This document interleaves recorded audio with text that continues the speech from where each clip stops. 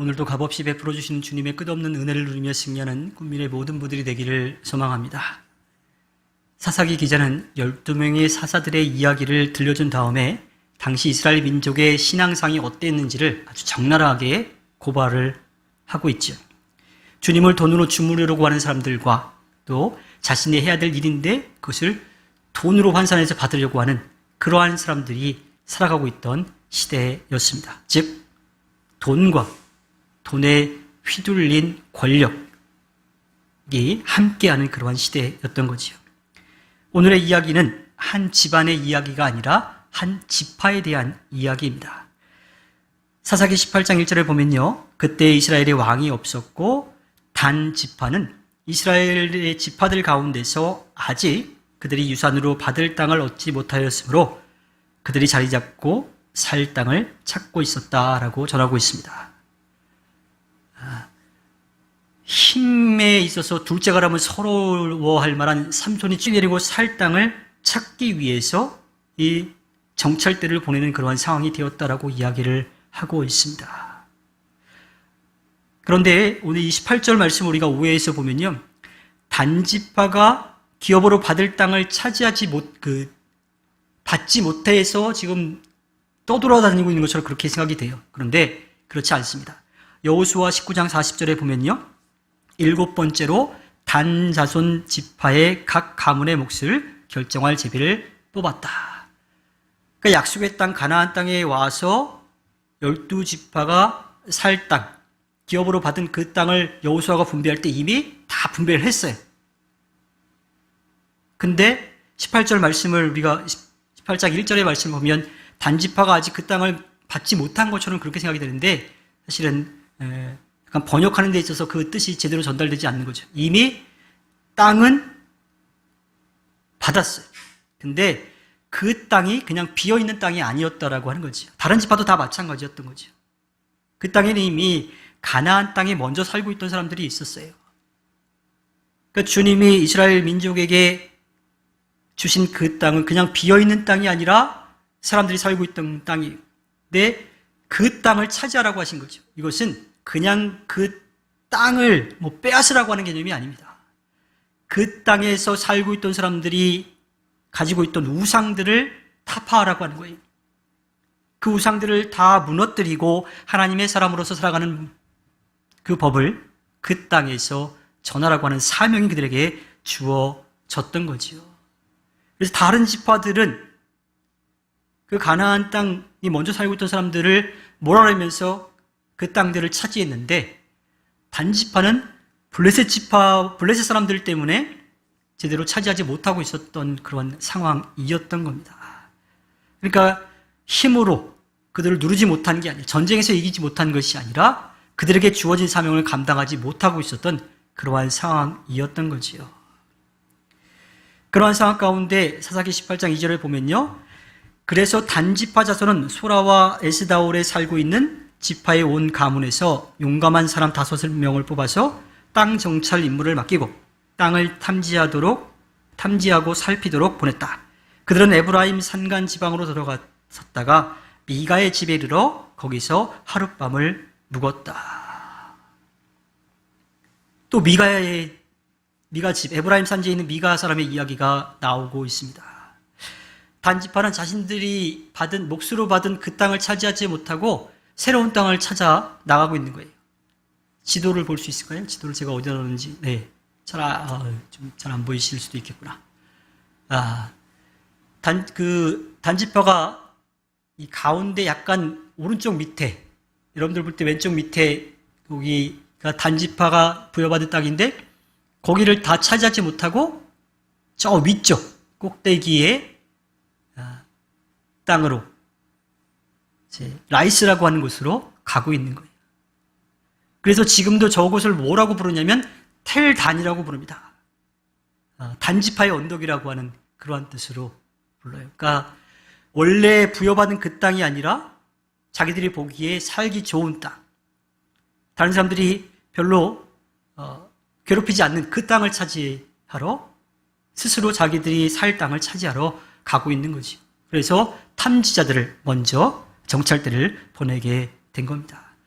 그 정찰 임무를 가는 그 5사람들이요, 에브라임 산간 지역에 가서 미가의 집에 하루 머물게 되었던 거예요. 사사기 18장 3절에 가면 미가의 집에 머무는 동안 그들은 그 젊은 레위 사람의 억양과 말씨를 알아듣고 그에게 다가가서 물었다. 누가 당신을 이리로 데려왔습니까? 당신은 여기에서 무슨 일을 하십니까? 무엇 때문에 여기에 있습니까? 같은 도민이어도 지역에 따라서 그 말투가 좀 다르죠. 같은 경상도에도 대구, 부산, 이 지역마다 좀 특색이 있는 그러한 어투들이 있어요. 그리고 사람은 특유의 목소리가 있지요. 사람들은 그 말투라든지 목소리를 듣고 누군지 이렇게 구별할 수 있는 그런 능력들이 있습니다. 저도 사람을 얼굴이나 이렇게 구분하기보다는 목소리로 많이 구분하는 편인데, 모르는 번호로 전화가 왔을 때 목소리를 딱 듣고 누구구나 라고 하는 것을 알 때가 있죠. 오늘 나오는 이 이야기 가운데 미가의 집에서 제사장 일을 감당하고 있었던 이 젊은 레위 사람의 목소리를 듣고 그 말투를 듣고 단지파 사람들이 그 사람이 누구인지를 알아챘다라고 하는 거예요. 목소리를 듣고서 누군지 알았다라고 하는 것은 서로 잘 알고 있다라고 하는 이야기이죠. 그래서 왜 당신이 여기 있습니까? 무엇 때문에 여기 있습니까? 무슨 일을 하고 있습니까? 라고 그렇게 묻고 있습니다. 이 젊은 레위 사람은요, 처음에 우리가 보았던 것처럼 베들레헴에서 살고 있다가 살 곳을 찾아다니다가 에브라임 산지에 와서 미가의 집에서 제사장 일을 하게 되었습니다. 삶의 터전을 옮긴다라고 하는 것 자체가 지금도 사실은 조금 이것저것 해야 될 일이 많은데 당시에는 목숨을 거는 그러한 일이었어요. 근데 이 젊은 레위 사람이 그렇게 삶의 터전을 찾아서 움직이다가, 실제로 베들레헴도 그가 원래 살던 곳은 아니었을 텐데 베들레헴에 갔다가 에브라임 산지 미가의 집에까지 와 있는 거죠. 그렇다면 이 미가의 집에서 제사장 일을 하고 있는 이 젊은 레위 사람과 단지파의 그 대표 5명과 어떻게 서로 아는 사이였을까요? 이것을 두 가지로 그렇게 생각을 해볼 수가 있는데, 하나는 이 레위 사람, 이 젊은 사람이 단지파 땅에 가본 적이 있었을 거라고 하는 거예요. 살기 위해서 이곳저곳 돌아다니다가 단지파가 살고 있는 그 땅에서도 레위 사람의 역할을 하고 살았을지 모른다라고 하는 거죠. 제사장 역할을 했을지도 모르겠습니다. 또 다른 하나는요, 이 젊은 레위 사람이 원래는 단지파에 부여받은 그런 그 레위 사람으로서 거기에 그 성읍 가운데 하나, 4개의 성읍 가운데 한 곳에서 살던 사람이지 않았을까라고 하는 추측도 해볼 수가 있죠. 그런데 이 단지파 땅에는 엘게드, 깁부돈, 아알론, 가들 림몬이라고 하는 4개의 성읍이 이 레위 사람들에게 주어졌는데, 이 아알론을 빼고 나머지 3 성읍은 블레셋 사람들의 땅 안에, 거기 그 안에 있었어요. 그러니까 거기는 들어가 보지 못했던 그러한 상황이었던 거죠. 따라서 레위 사람들의 수는 점점 늘어나는데 그들이 살아갈 수 있는 그런 상황은 한계가 있으니까 떠나갈 수밖에 없었다고 그렇게 추측해 볼 수가 있는 거죠. 어찌되었든 이 미가의 집에서 제사장 일을 하고 있는 젊은 레위 사람은 단지파 땅에서도 분명히 살았었다라고 하는 것을 우리가 알 수가 있습니다. 자, 그러한 이야기를 왜 여기 와 있느냐, 무슨 일을 하느냐라고 하는 질문을 들으니까 그 미가의 집에서 제사장 역할을 하는 사람이 이렇게 대답을 합니다. 사사기 18장 4절에 보니까 미가가 나에게 조건을 제시하고 나를 고용하여 자기의 제사장으로 삼았습니다. 미가의 집에 어떻게 오게 되었는지, 어떻게 자리를 잡게 되었는지, 또 무슨 일을 하게 되었는지 간략하지만 아주 정확하게 전달해주고 있죠. 자, 그래서 이 단지파 사람들이 볼 때 미가의 집에서 제사장 역할을 하고 있다? 그러면 하나님 앞에 제사를 지낸다는 걸 알았잖아요. 그러니까 그들이 무엇을 물어보느냐면 이어지는 5절에 보니까 하나님께 물어보아서 우리가 가고 있는 이 길이 성공할 것인지 우리에게 알려주십시오라고 그렇게 묻고 있습니다. 제사장입니까? 제사지내입니까? 하나님 앞에 그것을 물어달라고 이야기하는 거예요. 마치 뭐처럼 느껴지세요? 무당한테 전보러 가가지고 이게 맞는지 틀리는지 알아달라고 하는 것처럼 그렇게 들리고 있습니다. 근데 이어지는 6절에 보니까요. 그 제사장이 그들에게 평안히 가십시오. 주님께서 여러분이 가는 그 길을 인도하실 것입니다 하고 일러주었다. 그 단지파 사람들이 그렇게 주님에 대해서 우상처럼 또 혹은 이 무당처럼 여기면서 그렇게 물어봤을 때 거기에 맞장구 치면서 이야기하는 거죠. 그 길이 맞다. 근데 그 길이 맞을까요? 왜냐하면 주님이 성령을 통해서 여호수아에게 각 지파별로 땅을 나누게끔 했던 것은요. 그곳에서 각 지파별로 감당해야 될 사명이 있었던 거예요. 그런데 그 땅을 차지하지 않고 우리가 차지하기 어려우니까 다른 곳을 찾아 나서는 거죠. 사사기 18장 7절에 그 이야기를 듣고 그래서 그 5사람은 길을 떠나 라이스로 갔다. 그들은 그곳 사람들이 한가하고 평화롭게 사는 시돈 사람들처럼 안전하게 살고 있는 것을 보았다. 그리고 그 땅에는 어느 누구도 권력을 쥐고 그들을 해치는 자가 없었다. 그들은 시돈 사람들과도 멀리 떨어져 있어서 어느 누구와도 접촉이 없었다. 자, 이 라이스라고 하는 그 지역은요, 이스라엘의 최북단인데 헬몬산이 있어요. 그러니까 헬몬산의 만년설이 녹아내리면서 물이 흐르지요. 저도 이 텔단에 갔을 때 정말 신기하게 느껴졌던 게 뭐냐면 이스라엘 땅이라고 하면 척박한, 그러니까 땅이 모래는 아니지만 물이 없어서 척박한 그런 땅이라고만 생각을 했어요. 남과 심겨져 있는 데들도 대부분 다 밑에 호수를 깔아가지고 시간마다 물을 줘서 그렇게 키우고 있으니까 그렇게 그냥 척박한 땅이라고만 생각했는데 텔단에 갔더니 정글이에요, 정글. 제가 느끼기. 아주 큰 강도 흐르고 있고 숲풀도 아주 우거져 있습니다. 그러니까 풍요로운 곳이 되는 거죠. 게다가 시돈 사람들하고 멀리 떨어져 있어가지고 누구도 거기를 타치하지 않고 있는 그러한 상황이었다라고 하는 겁니다. 자, 그 모습을 보니까 일단 자기들이 처음에 기업으로 받은 자신들의 몫으로 받은 땅에서는 도저히 살 수 없겠고 라이스라고 하는 곳으로 가고 있는데 미가의 집에서 만난 제사장이 하나님이 그곳으로 가라 그랬다고 그 길이 맞다고 그래서 가봤더니 실제로 너무 좋은 거예요. 그래서 사사기 28장 9절과 10절에 보면 돌아와서 이렇게 이야기를 하지요. 어서 가서 그들을 치도록 합시다. 우리가 본 그 땅은 정말 좋은 땅입니다. 우리가 이렇게 가만히 있을 때가 아닙니다. 망설이지 말고 빨리 쳐들어가서 그 땅을 차지합시다. 우리가 거기에 가기만 하면 넓은 땅에서 평안하게 살고 있는 백성들을 보게 될 것입니다. 하나님이 그 땅을 우리의 손에 넘겨주셨습니다. 무엇 하나 부러울 것이 없고 부족한 것이 없는 곳입니다. 눈으로 보기에 얼마나 살기 좋아요.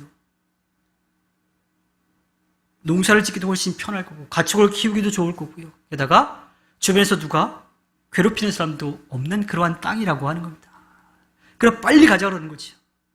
그게 하나님이 그들에게 준 은혜라고 그렇게 생각을 하고 있습니다. 근데요, 지금 그 정탐을 하는 사람들이, 정찰을 하는 사람들이 와서 이야기하는 것을 들어보면 그들이 정말 바른 신앙을 가지고 있는지를 우리는 좀 돌아보아야 합니다. 자신들에게 주어진 땅이 아니라 자신들이 보기에 좋은 땅으로 가고 있어요. 그 땅은 시돈 사람들이 사는 것처럼 평온한 땅이라고 이야기를 하고 있습니다. 우상을 섬기는 사람들의 삶의 모습을 보고 그것을 부러워하는 그러한 모습이죠. 마치 이 창세기 13장에 나오는 것처럼 롯이 이집트를 보고 난 다음에 이집트 땅과 같은 요단의 동편 소돔과 고모라 그리고 소아를 살 곳을 자기가 정하는 거죠. 보기에 좋아가지고 잘 살 수 있을 것 같아가지고 그곳을 정하는 것과 그렇게 비슷하게 보입니다. 또 다른 하나는 그 땅에는 부족한 것이 없어서 부를 누리며 살 수 있을 곳이라고 하는 거예요. 그들은 정말 잘 먹고 잘 살기 위해서 약속의 땅으로 간 게 아닙니다. 하나님의 말씀대로 살아가기 위해서 갔는데 그들은 눈에 보이는 것에 욕심을 내었던 거죠. 게다가 그것이 하나님이 그 땅을 우리의 손에 넘겨주었다라고 그렇게 이야기를 하고 있습니다. 그러니까 판단이 주님이 아니라 판단이 자기들의 눈, 자기들의 욕심을 채울 수 있는 것에 두고 있었던 거죠. 사사기 기자는 적나라하게 그 당시에 이스라엘 민족의 신앙이 어떻는지를 분명하게 보여주고 있습니다. 자, 그러고 나서 이제 그곳을 가기 위해서, 그것을 차지하기 위해서 출발합니다. 사사기 18장 11절에 보면 단지파 가족들 가운데서 600명이 무기를 들고 소라와 에스다올에서 길을 떠났다. 아까 봤던 것처럼 그 밑에 있다가 위로 올라가야 되는데 지파들을 거쳐 나가야 되는 거죠. 근데 그냥 가는 게 아니라 군사 600명이 무기를 들고 가고 있습니다. 근데 그렇게 가다가 에브라임 산지를 지나갈 때 정탐을 갔던 5명이 이야기를 꺼냅니다. 사사기 18장 14절에 전에 라이스 땅을 탐지하러 갔던 그 5사람이 같이 간 사람들에게 말하였다. 여기 여러 채의 집이 있는데 이 가운데 어느 한 집은 은을 입힌 목상이 보관되어 있다는 것을 당신들은 알고 있을 것이요. 목상뿐만 아니라 드라빔과 에봇도 있어. 우리가 해야 할 일이 무엇이겠소? 무슨 이야기예요? 지난번에 와서 미가의 집에 가서 신세를 졌는데 그 미가의 집이 아주 부잣집이 은으로 만든 드라빔, 제사장이 입는 온갖 보석이 박힌 에봇도 있다 그래. 지금 무슨 이야기를 하고 있어요? 그거 다 우리가 빼앗아 가자 하는 이야기를 하고 있습니다. 이들이 물론 미가가 하나님을 우상처럼 그렇게 여기면서 잘못된 신앙을 가지고 있었지만 같은 한 민족이잖아요. 12지파 가운데 한 지파잖아요. 근데 그들의 것을 빼앗겠다라고 그렇게 이야기를 하고 있습니다. 신상의 은이 탐났을 수도 있고요. 에봇에 박힌 보석이 탐났을 수도 있어요. 아니면 그런 우상이나 또 제사장 같은 그런 자격을 탐냈을지도 모르겠습니다. 사사기 기자는 사사시대의 소유가 곧 권력이며 또 소유가 자신을 바꿀 수 있다라고 생각하는 그런 잘못된 생각을 가지고 있는 것을 적나라하게 고발하고 있습니다. 이어지는 사사기 18장 15절에 보면 그런 다음에 그 5사람은 젊은 레위 사람이 사는 집, 곧 미가의 집으로 들어가서 그에게 안부를 물었다. 안부를 물었다라고 이야기하는데 지금 문 밖에는 누가 있어요? 무기를 든 600명의 군사가 있어요. 그리고 가면서 뭐라 그랬어요? 저 집 부자야. 저기 우상도 있고 은으로 입힌 것도 있고 에봇도 있어. 이런 이야기를 하고 갔다라고 하는 거예요. 가서 인사를 했다라고 하는 게 정말 인사였을까요? 문이 열리자마자 미가의 집에 들어가서 은으로 만들어진 우상, 신상, 또 에봇 드라빔을 가지고 나옵니다. 자, 그러자 미가의 집에 있던 제사장이 놀래가지고 이야기를 하지요. 사사기 18장 19절에 무슨 일이냐고, 왜 그렇게 하냐고 물으니까 단지파 사람들이 이렇게 이야기하죠. 조용히 하십시오. 아무 말 말고 우리를 따라 나서십시오. 우리의 어른과 제사장이 되어 주십시오. 이 집에서 한 가정의 제사장이 되는 것보다 이스라엘의 한 지파의 한 가문의 제사장이 되는 것이 더 낫지 않겠습니까? 미가가 이 젊은 레위 사람을 자기의 집 제사장으로 불러들일 때 했던 말과 똑같은 말을 하고 있는 거예요. 자기들이 어른이 되달라고 그랬죠. 또 연봉 챙겨주겠다고 이야기했었잖아요. 단지파 사람들은 똑같은 이야기를 하고 있어요. 자, 이 젊은 레위 사람 미가의 집에 전담으로 제사장 역할을 하고 있던 이 사람의 마음이 어땠을까요? 한 집안의 제사장이 아니라 한 지파를 다스리는 제사장이 된다고 하는 거예요. 미가가 아무리 부자인다 하더라도 한 지파에서 챙겨주는 것만큼 챙겨주지 못할 거 아니에요? 그래서 이 사람은 돌아섭니다. 사사기 18장 20절에 제사장은 그 제안이 마음에 들어 에봇과 드라빔과 은을 입힌 목상을 받아들고 그 무리들 가운데로 들어갔다.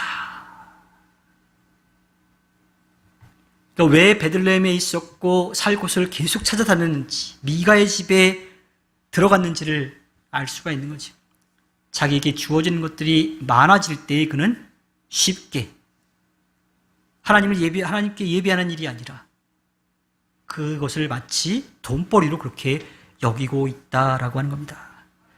자, 그러자 미가가 그 상황을 알자 이웃집 사람들을 다 모아가지고 쫓아옵니다. 처음에는 군사들 600명을 데리고 왔으니까 무서워가지고 아무 말도 못하고 있었는데 이제는 사람들을 모아가지고 쫓아가는 거죠. 미가가 이 제사장을 붙잡으러 가는 거였을까요? 미가는 자신이 가지고 있던 그 재산들을 빼앗겨서 그거를 되찾으러 가는 그러한 일이었습니다. 그런데 강탈해 간 그 단지파 사람들은요, 미안한 마음 1도 없습니다. 오히려 뒤쫓아온 미가를 위협하지요. 사사기 18장 25절에 그러자 단지파 자손이 그에게 말하였다. 더 이상 아무 말도 하지 말고 가만히 있는 게 좋을 거요. 이 사람들이 성이 나서 당신들을 치고 당신과 당신의 가족의 생명을 빼앗을까 염려되어. 잘못은 자기들이 해놓고서 이 단지파 사람들이 미가를 위협하고 있습니다. 이것을 이렇게 풀어놓았더라고요. 가만히 있어라. 그리고 돌아가라. 만약 가만히 있지 않으면 우리가 너희들을 힘으로 칠 텐데, 그러면 미가 당신 때문에 쫓아온 사람들은 좋은 일을 하려고 왔다가 오히려 우리에게 호되게 당할 것이고 그 사람들이 당신과 당신 가족에게 그 분풀이를 하지 않겠느냐. 그 뒷감당을 어떻게 하겠느냐. 네 목숨이 위태로울 텐데. 이러한 뜻이라고 하는 거예요. 분명한 위협입니다. 근데 이 미가도 그 상황을 다 이야기하고 분명히 이웃들과 함께 왔는데, 싸우려고 왔는데 그 위협을 듣자 어떻게 해요? 사사기 18장 26절에 미가는 상대가 자기보다 더 강한 것을 알고 발길을 돌려 집으로 돌아갔고 단지파 자손도 가던 길을 갔다. 사사기 기자가 고발하고 있는 것은 바로 이 내용입니다. 돈, 권력, 힘이면 다 된다라고 생각하는 그러한 시대였다라고 하는 거예요.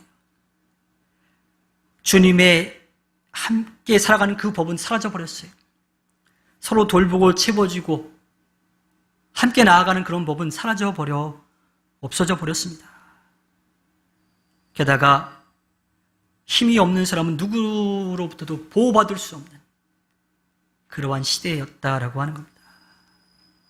거기에는요, 돈을 가진 사람도 그랬지만 주님의 일을 하는 제사장들도 그랬어요. 그 지파 자체도 이제는 한 민족의 12지파가 아니라 지파 중심의 그러한 시대가 되어가고 있었던 겁니다. 사사기 17장과 18장은요, 돈과 권력의 노예가 된 종교 지도자들, 그 지파, 또 그 이스라엘 민족을 하나하나 다 고발하고 있습니다. 사사기를 기록한 이 사사기 기자는요, 왕이신 주님의 종이었던 사자들이 자기들의 욕심을 채우려고 스스로 왕이 되려고 했던 모습을 고발하기도 하고요.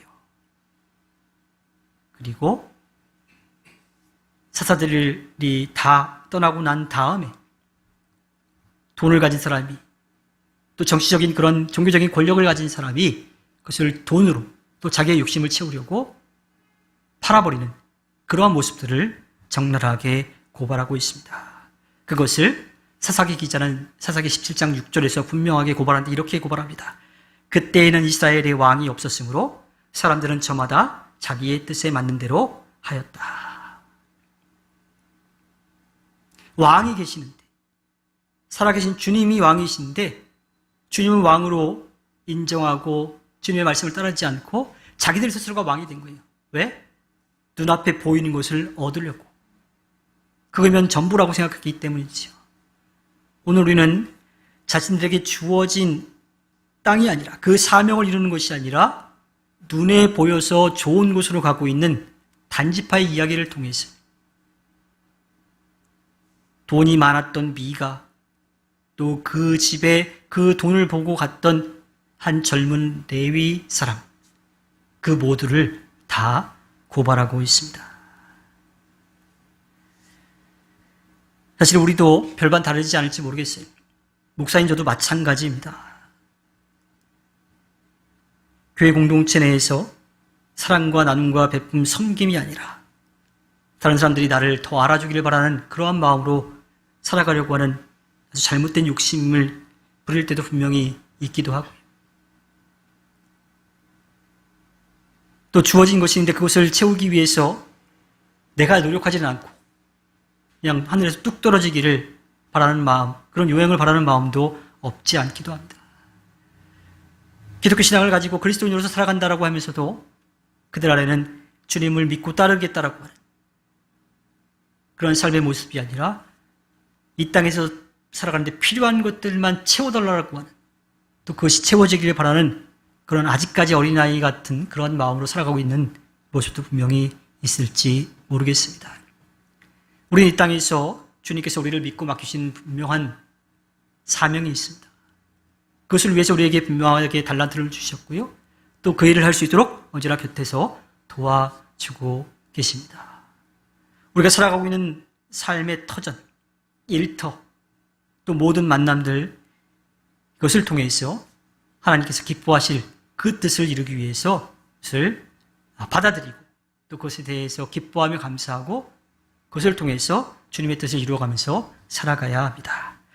이 땅을 살아가고 있는 기독교 지도자들 또 기독교인들이 종교가 아니라 또 직업으로서가 아니라 우리를 사랑하시는 주님의 마음을 알아서 서로 사랑하고 섬기고 나누고 베풀면서 주님의 아름다운 뜻을 펼쳐가 주님의 기쁨을 드리는 삶을 살기를 주님의 이름으로 부탁드립니다. 기도하겠습니다.